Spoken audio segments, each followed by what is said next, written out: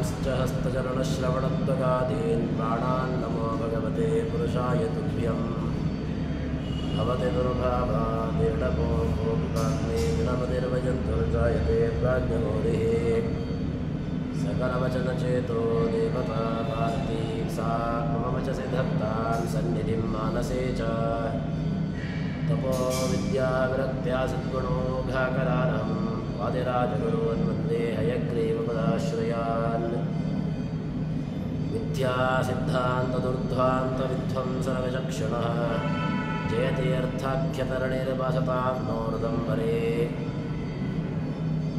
अर्थिकल्पितकल्पोऽयं प्रत्यर्थिगजकेसरी व्यासतीर्थगुरुर्भूयादस्मदष्टार्थसिद्धये कोऽपि यत्प्रसादेन मुकुन्दशयनायते राजराजायते रिक्तो राघवेन्द्रं तमाश्रये ब्रह्मचर्यहरिप्रेतसुविद्यावादशालिनः इष्टदान् कष्टहर्तॄन्नः विद्यामान्यान् मुनीन् नुमः श्रीगुरुभ्यो नमः।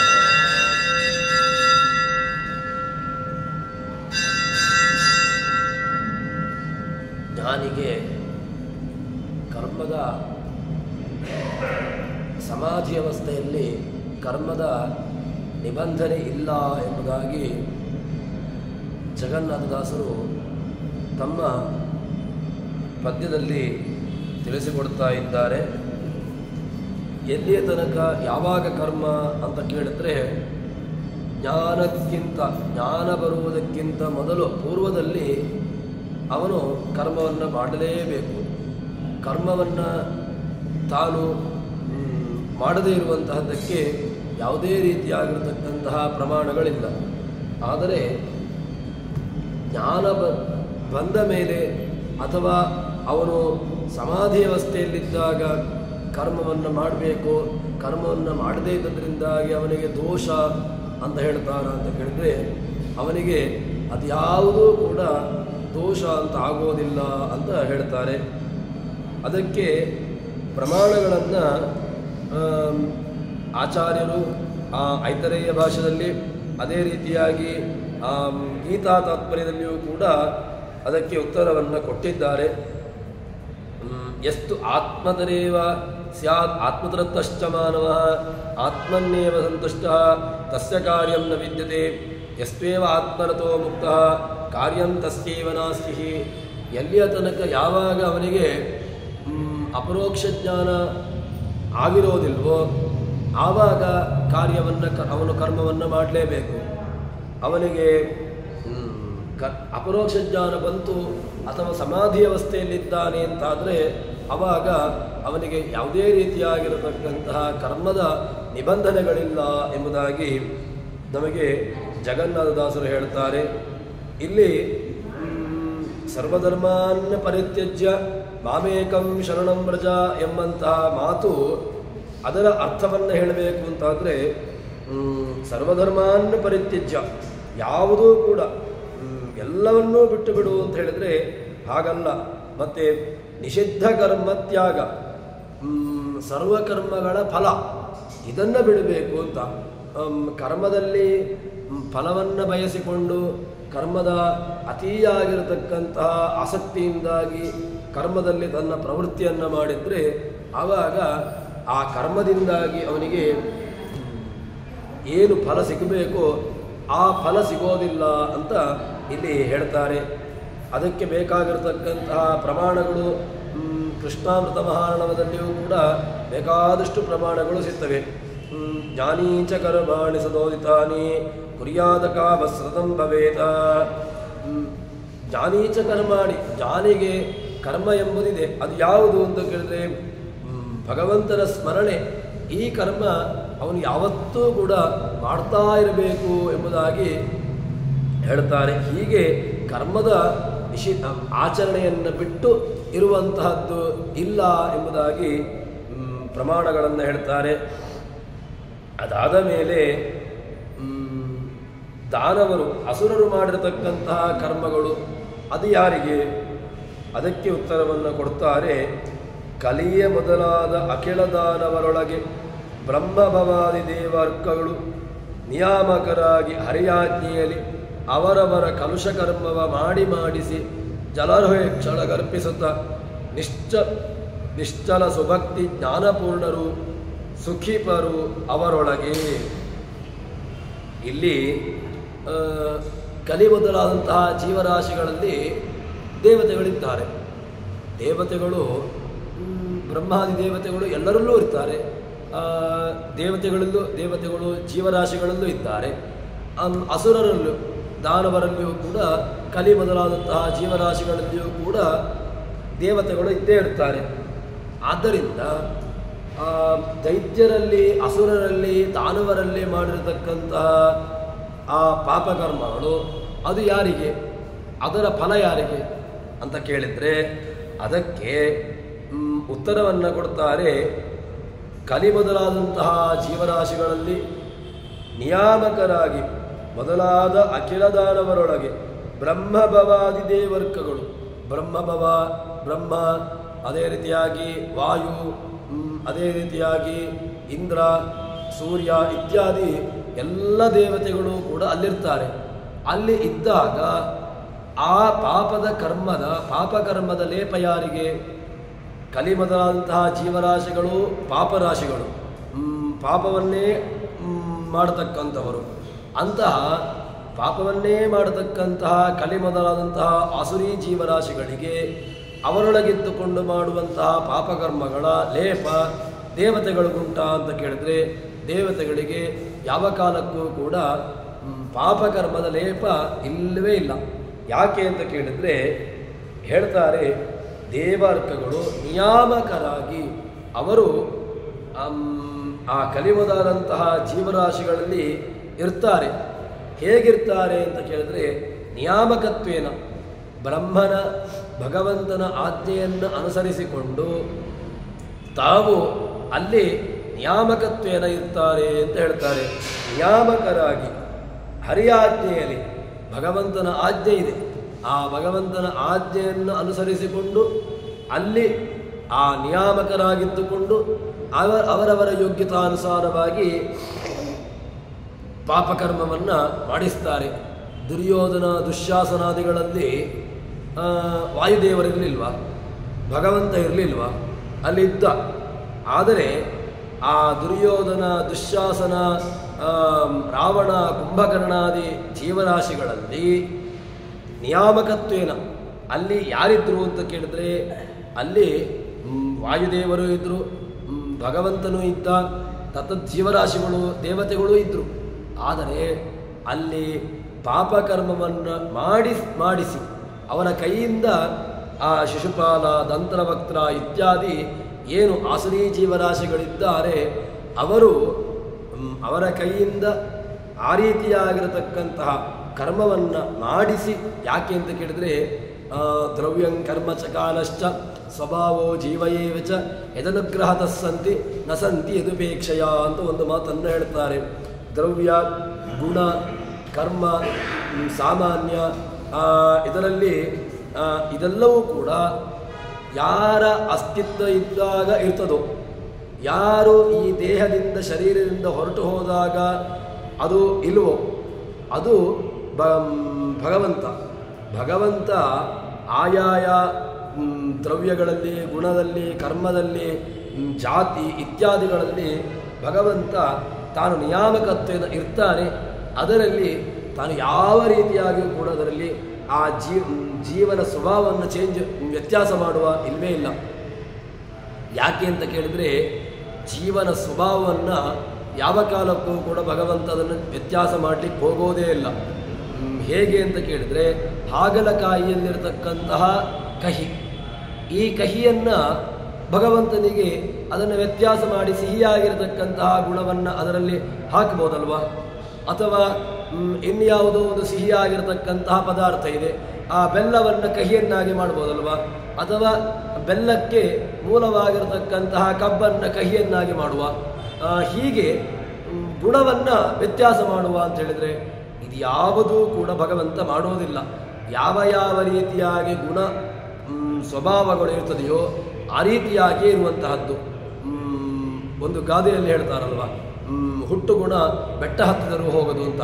ಆ ರೀತಿಯಾಗಿ ಅವನ ಸ್ವಭಾವ ಏನಿದೆ ಅವನ ನೈಜವಾಗಿರತಕ್ಕಂತಹ ಆ ಗುಣ ಏನಿದೆ ಅದನ್ನು ಯಾವ ಕಾಲಕ್ಕೂ ಕೂಡ ಭಗವಂತ ವ್ಯತ್ಯಾಸ ಮಾಡೋದಿಲ್ಲ.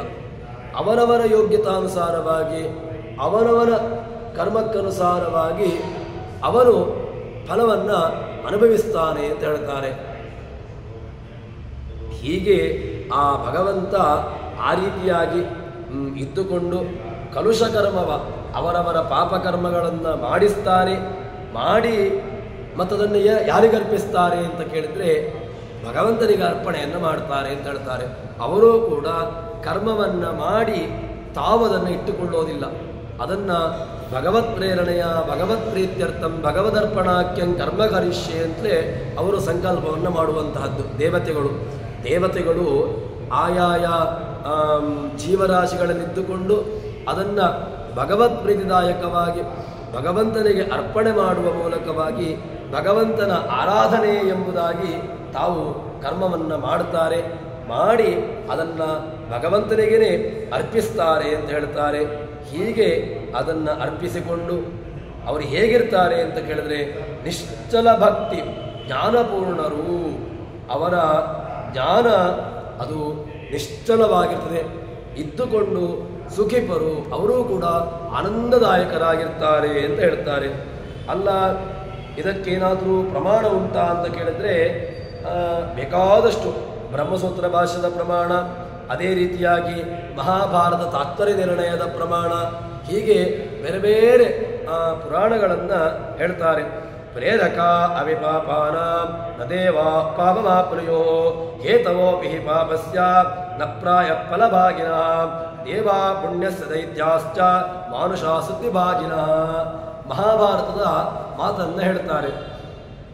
ಪ್ರೇರಕಾ ಅಭಿಪಾಪಾನ, ಪಾಪ ಜೀವರಾಶಿಗಳಲ್ಲಿಯೂ ಕೂಡ ಪ್ರೇರಕರಾಗಿರ್ತಾರೆ.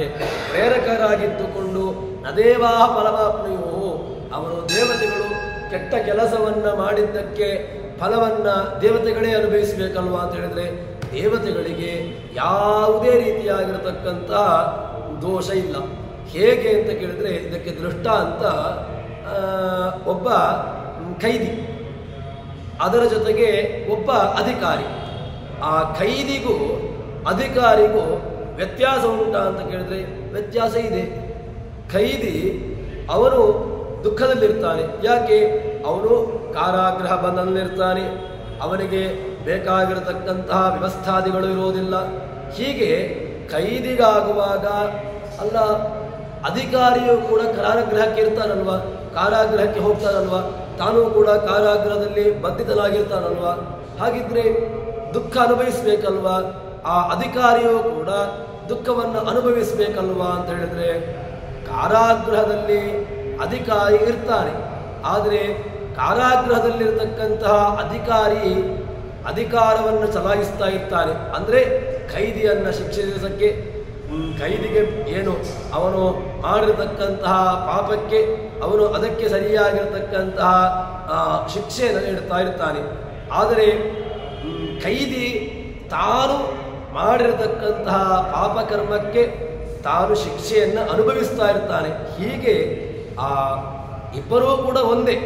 ವಾಸ್ತವಿಕವಾಗಿ ಖೈದಿಯು ಅಧಿಕಾರಿಯು ಒಂದೇನಾ ಅಂತ ಕೇಳಿದ್ರೆ ಒಂದೇ, ಹೌದು, ಒಳಗಿದ್ದಾರೆ. ಆದರೆ ಖೈದಿಗಾಗುವಾಗ ವ್ಯತ್ಯಾಸ ಬೇರೆ, ವ್ಯವಸ್ಥೆಗಳು ಬೇರೆ, ಅಧಿಕಾರಿಗಾಗುವಾಗ ವ್ಯವಸ್ಥೆಗಳು ಬೇರೆ. ಹೀಗೆ ವ್ಯವಸ್ಥೆಗಳನ್ನು ಹೇಳ್ತಾರೆ. ಅದೇ ರೀತಿಯಾಗಿ ದೇವತೆಗಳು ದೈತ್ಯರ ಒಳಗಡೆಗೆ ದೇವತೆಗಳು ಇದ್ದುಕೊಂಡು ಪಾಪಕರ್ಮವನ್ನು ಮಾಡಿಸ್ತಾರೆ. ಅವರು ಮಾಡುವಂತೆ ಮಾಡ್ತಾರೆ. ಮಾಡಿ ಅದರ ಫಲವನ್ನು ಅದೇ ದೇವತೆಗಳು, ಅದೇ ದೈತ್ಯರು ಅದನ್ನು ಅನುಭವಿಸುವಂತೆ ಮಾಡ್ತಾರೆ ಅಂತ ಹೇಳಿಕೊಂಡು ಹೇಳ್ತಾರೆ. ದೇವಾ ಪುಣ್ಯಸ್ಯ, ದೇವತೆಗಳು ಪುಣ್ಯವನ್ನು ಅನುಭವಿಸ್ತಾರೆ. ಯಾಕೆ? ಅವರು ಆ ಏನು ಪಾಪಕರ್ಮವನ್ನು ಮಾಡಿಸ್ತಾರೆ ಅದನ್ನು ಭಗವದ್ ಅರ್ಪಣಾತ್ಮರೂಪವಾಗಿ ಅದನ್ನು ಮಾಡ್ತಾರೆ. ಹೀಗೆ ಇರ್ತಾರೆ ಅಂತ ಹೇಳ್ತಾರೆ.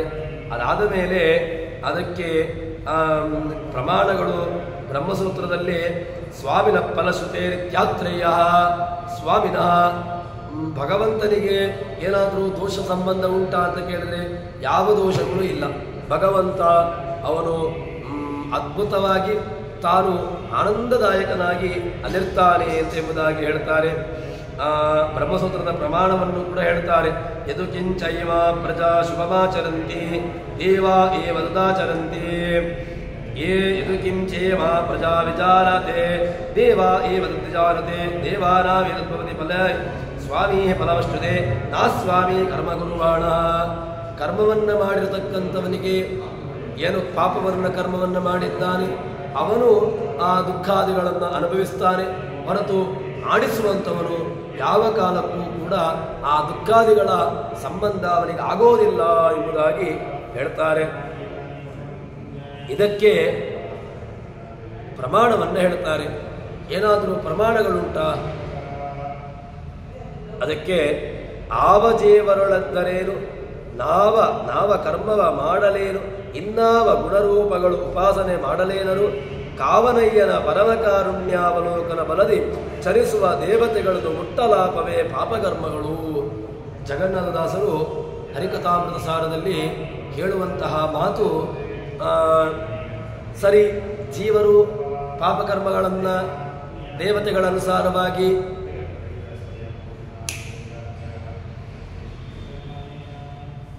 ಆ ಜೀವರು ಆ ಪಾಪಕರ್ಮಗಳನ್ನು ಮಾಡ್ತಾರೆ. ಆ ಮಾಡತಕ್ಕಂತಹ ಆ ಪಾಪಕರ್ಮಗಳಿಗೆ ಏನು ಮಾಡ್ತಾರೆ ಅಂತ ಕೇಳಿದರೆ ಅದಕ್ಕೆ ಉತ್ತರವನ್ನು ಕೊಡ್ತಾರೆ. ಆವ ಜೀವರೊಳಗೆ ಎಲ್ಲ ಜೀವ ಆ ಬ್ರಹ್ಮಾದಿ ದೇವತೆಗಳು ಎಲ್ಲ ಜೀವರಾಶಿಗಳೊಳಗಿದ್ದುಕೊಂಡು ಮಾಡ್ತಾರೆ. ಅವರು ಮಾಡುವಂತಹ ಕರ್ಮಗಳು ನಮ್ಮಲ್ಲಿಯೂ ಕೂಡ ಮಾಡ್ತಾ ಇದ್ದಾರೆ. ತತ್ವಾಭಿಮಾನ ದೇವತೆಗಳಿದ್ದಾರೆ. ಭಗವಂತ ವಾಯುದೇವರನ್ನು ಇಟ್ಟುಕೊಳ್ಳಿ, ಭಗವಂತನೂ ಇದ್ದಾನೆ, ವಾಯುದೇವರು ಇದ್ದಾರೆ. ಅದರ ಜೊತೆಗೆ ಕೇವಲ ಭಗವಂತ ವಾಯುದೇವರಿದ್ದರೆ ಮಾತ್ರ ಸಾಕಾಗೋದಿಲ್ಲ. ಅದರ ಜೊತೆಗೆ ತತ್ವಾಭಿಮಾನಿ ದೇವತೆಗಳು ಬೇಕು. ಕೈಯ ಅಭಿಮಾನಿ ದೇವತೆ, ಕಾಲಿನ ಅಭಿಮಾನಿ ದೇವತೆ, ಕಣ್ಣಿನ ಅಭಿಮಾನಿ ದೇವತೆ, ಕಿವಿಯ ಅಭಿಮಾನಿ ದೇವತೆ, ಹೀಗೆ ಜಯಂತ, ಹೀಗೆ ತ್ವಕ್, ಚರ್ಮ, ಎಲ್ಲ ಮಾಂಸ, ರುಧಿರ, ರಕ್ತ, ಇದರ ಎಲ್ಲ ಅಭಿಮಾನಿ ದೇವತೆಗಳು ಕೂಡ ಬೇಕು. ಇದು ಕೇವಲ ಭಗವಂತನಿದ್ದಾನೆ ಅಂತ ಹೇಳಿಕೊಂಡು ಭಗವಂತ ವಾಯುದೇವರು ಬೇಕು. ಅದರ ಜೊತೆಗೆ ಆಯಾಯ ತತ್ವಾಭಿಮಾನಿ ದೇವತೆಗಳು ನಮಃ ಸಾತ್ವಿಕಾ ದೇವ ಅಂತ ನಾವು ನಿತ್ಯದಲ್ಲಿಯೂ ಕೂಡ ಪ್ರಾರ್ಥನೆ ಮಾಡುವಂತಹದ್ದು. ಅಂತಹ ತತ್ವಾಭಿಮಾನ ದೇವತೆಗಳು ಕೂಡ ಅತೀ ಅವಶ್ಯಕ. ಅಂತಹ ತತ್ವಾಭಿಮಾನ ದೇವತೆಗಳು ಏನು ಮಾಡ್ತಾರೆ ಅಂತ ಕೇಳಿದ್ರೆ ಬ್ರಹ್ಮಾದಿ ದೇವತೆಗಳು ಆ ಜೀವನೊಳಗೆ ಇದ್ದುಕೊಂಡು ತಾವು ಆ ಭಗವಂತನ ಕರುಣಾದೃಷ್ಟಿಯ ಫಲದಿಂದಾಗಿ ಜೀವನೊಳಗಿದ್ದುಕೊಂಡು ಏನೇ ಕರ್ಮಗಳನ್ನು ಮಾಡಿಸಲಿ. ಆದರೆ ಆ ಕರ್ಮಗಳನ್ನು ಮಾಡಿದ್ರೂ ಕೂಡ ಅಥವಾ ಅದರ ಯಾವ ಒಂದು ದೋಷಗಳು ಕೂಡ ಅವರಿಗೆ ಅದನ್ನು ಬಾಧಿಸೋದಿಲ್ಲ ಅಂತ ಹೇಳ್ತಾರೆ. ಉಪಾಸನೆ ಯಾವ ಗುಣ ರೂಪ ಏನು ಉಪಾಸನೆ ಮಾಡಿದ್ರೂ ಕೂಡ ಅದು ಯಾವುದೇ ರೀತಿಯಾಗಿ ಅವರನ್ನು ಬಾಧಿಸೋದಿಲ್ಲ ಎಂಬಂತಹ ಮಾತನ್ನು ಹೇಳ್ತಾರೆ. ಇದಕ್ಕೆ ಪ್ರಮಾಣವನ್ನು ಕೊಡ್ತಾರೆ.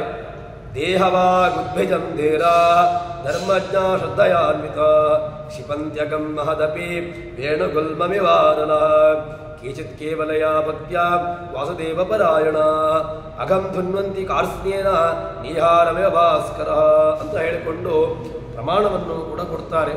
ಏನು ಅಂತ ಕೇಳಿದ್ರೆ ಅಲ್ಲಿ ಆ ಪ್ರಮಾಣ ಕೇವಲ ಆ ಹಿಂದಿನ ಸ್ಮರಣೆಯೇ ಇಲ್ಲ.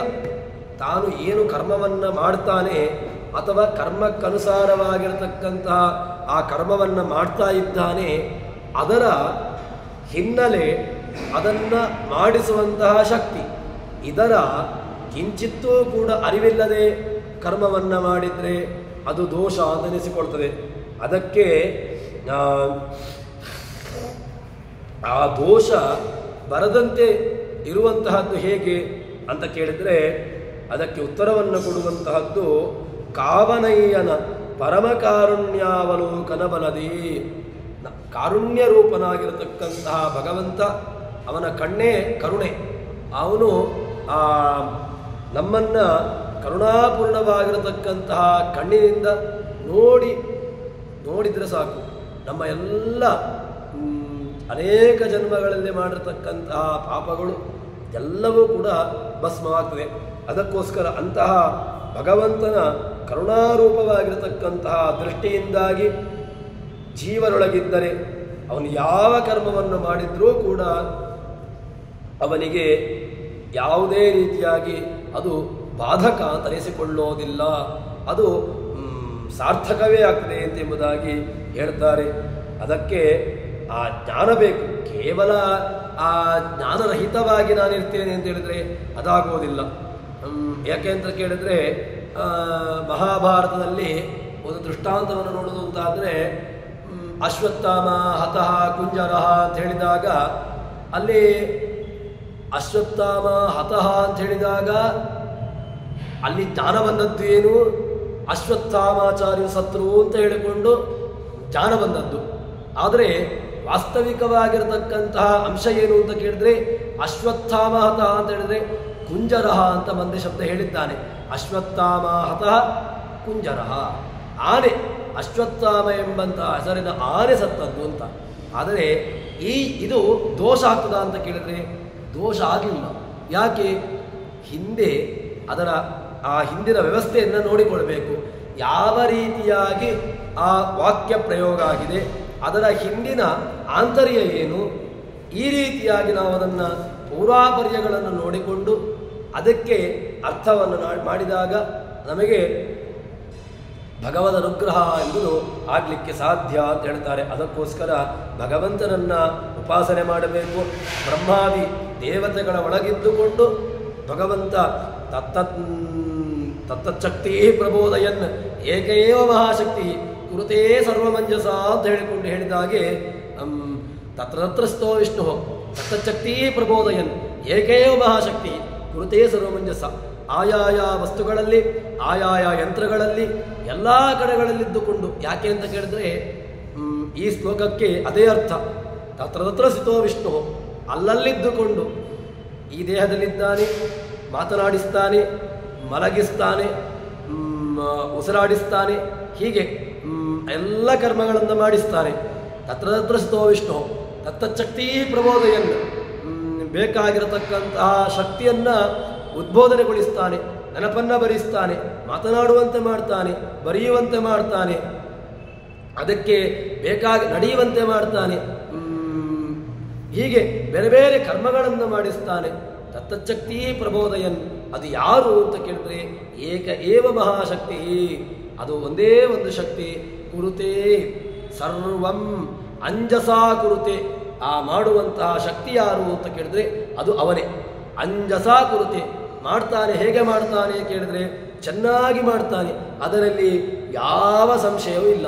ಹೀಗೆ ಆ ಭಗವಂತನ ಕರುಣೆ, ಭಗವಂತನ ತುಂಬ ಅಗಾಧವಾಗಿರತಕ್ಕಂತಹ ಮಹಿಮೆಯನ್ನು ನಮ್ಮ ಮುಂದೆ ಜಗನ್ನಾಥದಾಸರು ತೆರೆದಿಡುತ್ತಾ ಇದ್ದಾರೆ.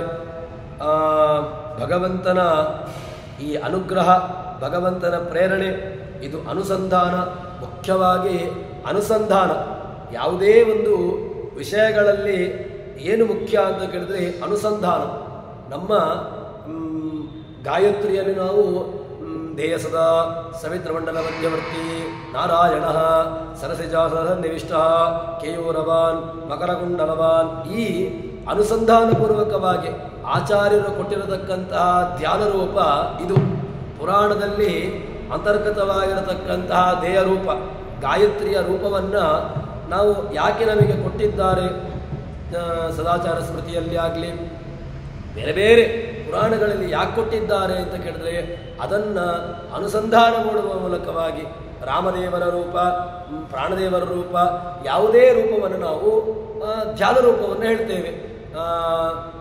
ರಾಮದೇವರ ಧ್ಯಾನವನ್ನು ಹೇಳ್ತೇವೆ, ವರಾಹನ ಧ್ಯಾನವನ್ನು ಹೇಳ್ತೇವೆ, ಹೀಗೆ ಬೇರೆ ಬೇರೆ ರೂಪವಾಗಿರತಕ್ಕಂತಹ ಧ್ಯಾನವನ್ನು ಹೇಳ್ತೇವೆ. ನರಸಿಂಹನ ಧ್ಯಾನವನ್ನು ಹೇಳ್ತೇವೆ. ಧ್ಯಾನ ರೂಪ ಯಾಕೆ? ಧ್ಯಾನ ಧೈ ಚಿಂತಾಯಾಮ್, ಧ್ಯಾನ ಶಬ್ದಕ್ಕೆ ಸಂಸ್ಕೃತದಲ್ಲಿ ಯಾವ ರೂಪದಿಂದ ನಿಷ್ಪತ್ತಿಯಾದಂತಹ ರೂಪ ಅಂತ ಕೇಳಿದ್ರೆ ಅದು ಧ್ಯೈ ಚಿಂತಾಯಾಮ್ ಅಂತ. ಧ್ಯಾನ ಅನಶಬ್ದಕ್ಕೆ ಅಲ್ಲಿ ಆ ಧ್ಯಾನ ಎಂಬುದು ಹೇಗೆ ರೂಪ ಆಯಿತು ಅಂತ ಕೇಳಿದ್ರೆ ಧ್ಯೈ ಚಿಂತಾಯಾಮ್, ಚಿಂತ ಚಿತಿಸ್ಮೃತ್ಯಾಮ್, ಅದನ್ನು ಸ್ಮರಣೆ ಮಾಡಿಕೊಳ್ಳಬೇಕು. ಚಿತಿಸ್ಮೃತ್ಯ ಸ್ಮರಣೆ ಮಾಡಿಕೊಂಡು ಅದನ್ನು ಉಪಾಸನೆ ಮಾಡಿಕೊಂಡು ತನ್ಮೂಲಕವಾಗಿ ತಾನು ತನ್ನ ಏಳಿಗೆಯ ಕಡೆಗೆ, ಯಾಕೆ ಅಂತ ಕೇಳಿದ್ರೆ ತಾನು ಮುಖ್ಯವಾಗಿ ಯಾವುದಕ್ಕೆ ತಾನು ಅದನ್ನು ಪ್ರಯತ್ನ ಪಡಬೇಕಾದ್ದು, ತನ್ನ ಅತೀ ಮುಖ್ಯವಾಗಿರತಕ್ಕಂತಹದ್ದು ಚಿಂತನೆ ಎಲ್ಲಿಗೆ ಅಂತ ಕೇಳಿದ್ರೆ ಆ ಭಗವಂತನ ಅಪರೋಕ್ಷ ಜ್ಞಾನವನ್ನು ಪಡೆದುಕೊಳ್ಳುವುದಕ್ಕೆ, ಅಂತಹ ಅಪರೋಕ್ಷ ಜ್ಞಾನವನ್ನು ಪಡೆದುಕೊಳ್ಳುವುದಕ್ಕೋಸ್ಕರವಾಗಿ ತಾನು ಅದನ್ನು ಚಿಂತಿಸಬೇಕು ಎಂಬುದಾಗಿ ಹೇಳ್ತಾರೆ. ಅದಾದ ಮೇಲೆ ಮುಂದೆ ಒಳ್ಳೆಯ ವಿಚಾರವನ್ನು ಹೇಳ್ತಾರೆ. ಯಾವುದು ಅಂತ ಕೇಳಿದ್ರೆ,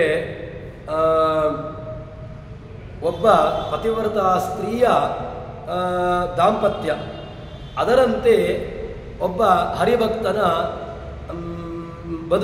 ಬದುಕಿರಬೇಕು ಅಂತ. ಬದುಕು ಹೇಗಿರಬೇಕು ಅಂತ ಕೇಳಿದ್ರೆ, ಒಬ್ಬ ಪತಿವ್ರತ ಸ್ತ್ರೀ ಹೇಗಿರ್ತಾಳೋ ಆ ರೀತಿಯಾಗಿ ತನ್ನ ಹರಿಭಕ್ತ ಇರಬೇಕು ಅಂತ. ಹೇಗೆ ಅಂತ ಕೇಳಿದ್ರೆ, ಪತಿಯೊಡನೆ ಮನೆ ಬಂದ ತೆರದಲ್ಲಿ ಪ್ರತಿ ದಿವಸದಲ್ಲಿ ರಮಿಸಿ ಮೋದಿಸಿ ಸುತರ ಪಡೆದಿಯಳು ಜಿತೇಂದ್ರಿಯಳೆಂದು ಕರೆಸುವಳು. ಕೃತಿಪತಿ ಕಥಾಮೃತ ಸುಭೋಜನ ರಥ ಮಹಾತ್ಮರಿತಿಗೆ ಇತರ ದೋಷ ಪ್ರತತಿಗಳು ಸಂಭವಿಸುವವೇ ಅಚ್ಯುತನ ದಾಸರಿಗೆ.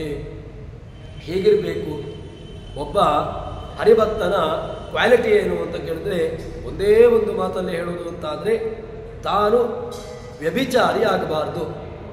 ಏನು ವ್ಯಭಿಚಾರಿ ಅಂತ ಕೇಳಿದ್ರೆ, ನಮ್ಮ ಸ್ಥಿತಿ ಹೇಗಾಗಿದೆ ಅಂತ ಕೇಳಿದ್ರೆ, ಭಗವಂತನನ್ನು ನಂಬಬೇಕು ಅಂತ ಆಸೆ ಇದೆ. ಆದರೆ ಏನು ಮಾಡ್ತೇವೆ ಅಂತ ಕೇಳಿದ್ರೆ, ಒಂದು ದಿವಸ ಭಗವಂತನ ಗುಡಿಗೆ ದೇವಸ್ಥಾನಕ್ಕೆ ಹೋಗ್ತೇವೆ, ಏನೋ ಒಂದು ಕಷ್ಟ ಇದ್ದಾಗ ಭಗವಂತನನ್ನು ಪ್ರದಕ್ಷಿಣೆ ಬರ್ತೇವೆ, ಭಗವಂತನಿಗೆ ನಮಸ್ಕಾರಾದಿಗಳನ್ನು ಮಾಡ್ತೇವೆ. ಅದರ ಫಲ ನಮಗೆ ಇವತ್ತಿನಿಂದ ನಾಳೆಗೇ ಸಿಗಬೇಕು. ಸಿಗಲಿಲ್ಲ ಅಂತ ಆದರೆ ಅಲ್ಲಿಂದ ನಮ್ಮ ಮನಸ್ಸು ಅದು ಮತ್ತೆ ಅಲ್ಲಿಂದ ದುರ್ಗೆಯಿಂದ ಗಣಪತಿಯಿಂದ ಮತ್ತೆ ಶಾಸ್ತ್ರವಿನಿಂದ ಹರಿಹರ, ಹೀಗೆ ಎಲ್ಲೆಲ್ಲಿಗೋ ಈ ರೀತಿಯಾಗಿ ನಮ್ಮ ಮನಸ್ಸು ತಿರುಗಾಡ್ಲಿಕ್ಕೆ ಶುರುವಾಗ್ತದೆ. ಗಣಪತಿ, ಈ ವ್ಯವಸ್ಥೆಗಳನ್ನು ನಮ್ದು ಏನು ಮಾಡ್ತೇವೆ, ನಿಶ್ಚಯವಾಗಿರತಕ್ಕಂತಹ ಒಂದು ಬುದ್ಧಿಯನ್ನು ನಾವು ಇಟ್ಟುಕೊಳ್ಳೋದಿಲ್ಲ.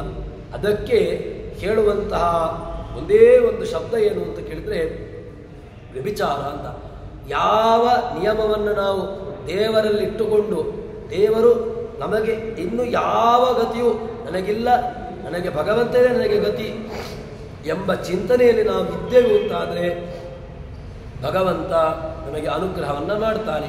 ಅದಕ್ಕೆ ಉತ್ತರವನ್ನು ಜಗನ್ನಾಥದಾಸರು ಕೊಡುವಂತಹ ರೀತಿ ಹೇಗೆ ಅಂತ ಕೇಳಿದ್ರೆ, ಪತಿಯೊಡನೆ ಮನಬಂದ ತೆರದಲ್ಲಿ ಪ್ರತಿ ದಿವಸದಲ್ಲಿ ರಮಿಸಿ ಮೋದಿಸಿ ಸುತರ ಪಡೆದಿಯಳು. ಒಬ್ಬ ಪತಿವ್ರತ ಸ್ತ್ರೀ ಅವಳು ಮಕ್ಕಳನ್ನು ಪಡೆದುಕೊಳ್ಳಬೇಕು, ಸಹಜವಾಗಿರತಕ್ಕಂತಹ ನಿಯಮ. ಏನು ಅಂತ ಕೇಳಿದ್ರೆ, ಪ್ರಜಾತಂತಂ ವಿವಚ್ಛೇತ್ಸೇ ಸತ್ಯಾನ್ನ ಪ್ರಮೇತವ್ಯಂ. ಉಪನಿಷತ್ತಿನ ಆದೇಶ ಏನು ಅಂತ ಕೇಳಿದ್ರೆ, ಪ್ರಜಾತಂತಂ ವಿವಚ್ಛೇತ್ಸೇ, ತಂತು ಯಾವ ಕಾಲಕ್ಕೂ ಕೂಡ ತುಂಡಾಗಬಾರ್ದು ಅಂತ. ಆ ತಂತು ಅದು ಕಂಟಿನ್ಯೂ ಆಗಬೇಕು ಅಂತಾದರೆ ಅದಕ್ಕೆ ಶಾಸ್ತ್ರಕಾರರು ಯಾವ ರೀತಿಯಾಗಿ ನಿಯಮವನ್ನು ಹೇಳಿದ್ದಾರೋ ಆ ರೀತಿಯಾಗಿಯೇ ಇರಬೇಕು. ಹೇಗೆ ಅಂತ ಕೇಳಿದ್ರೆ ಅದಕ್ಕೆ ಉತ್ತರವನ್ನು ಕೊಡ್ತಾರೆ.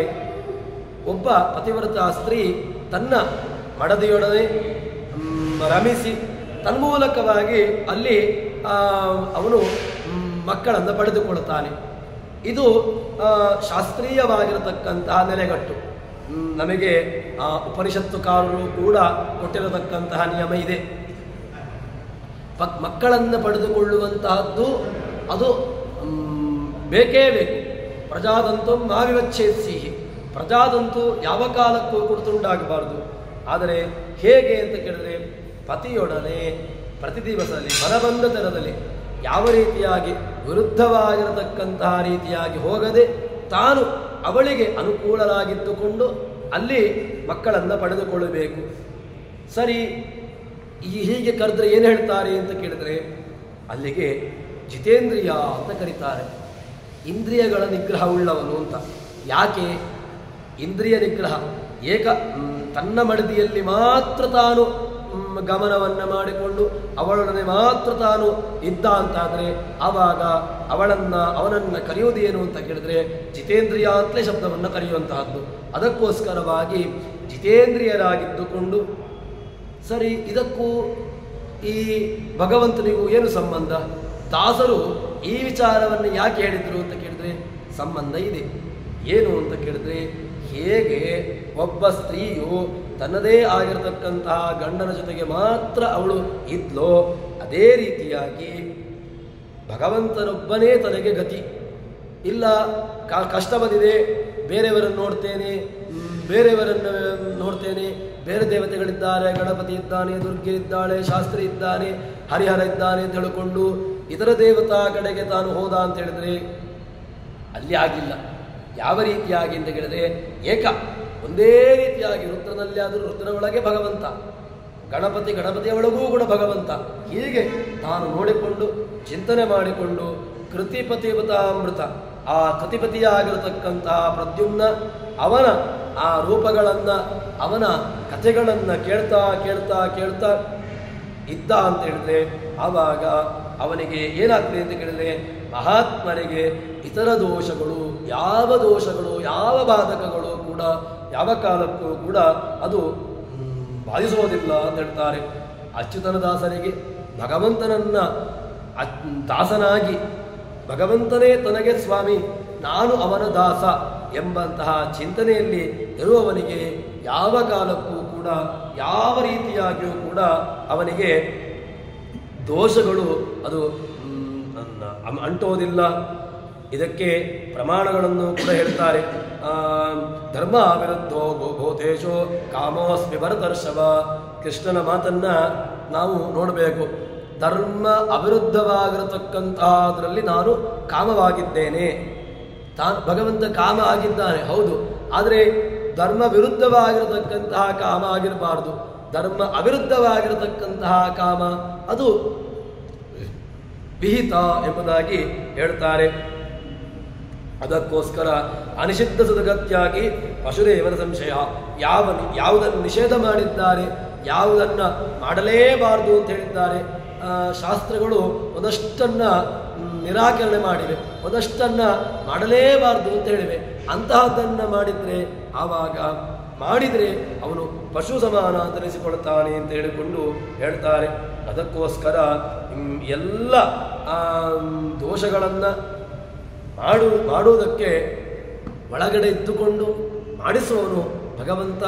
ಆದರೆ ಅದು ಯಾರಲ್ಲಿ ಅಂತ ಕೇಳಿದರೆ ಅಂತಹ ಜೀವರಾಶಿಗಳಲ್ಲಿ ಭಗವಂತ ಮಾಡಿಸ್ತಾನೆ. ಅದಕ್ಕೆ ಸರಿಯಾಗಿರತಕ್ಕಂತಹ ಅನುಗ್ರಹವನ್ನು ನಾವು ಪಡೆದುಕೊಳ್ಳಬೇಕು ಎಂಬಂತಹ ವಿಚಾರವನ್ನು ಜಗನ್ನಾಥದಾಸರು ನಮಗೆ ತಿಳಿಸಿಕೊಡ್ತಾರೆ. ಹೀಗೆ ಇನ್ನಷ್ಟು ವಿಚಾರಗಳನ್ನು ಹೇಳ್ತಾರೆ.